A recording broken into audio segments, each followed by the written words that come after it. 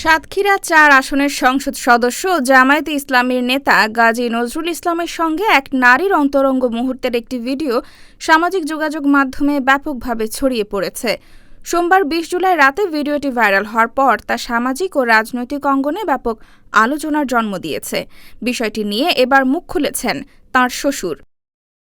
মঙ্গলবার ২১ জুলাই এক ভিডিও বার্তায় জামায়াত এমপি গাজী নজরুল ইসলামের দ্বিতীয় বিয়ে নিয়ে সামাজিক যোগাযোগ মাধ্যমে ছড়িয়ে পড়া বিভিন্ন মন্তব্য ও কুৎসার তীব্র প্রতিবাদ জানিয়েছেন তার শ্বশুর মোহাম্মদ মাসুম বিল্লাহ।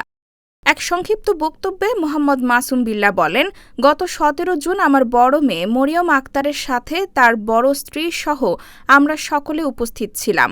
গত ১৩ জুলাই এমপি সাহেবকে নিয়ে ঘটনার তীব্র প্রতিবাদ এবং নিন্দা জানাই। এটি সম্পূর্ণ সামাজিকভাবে তাঁকে হেনস্থা করা ছাড়া আর কিছুই না।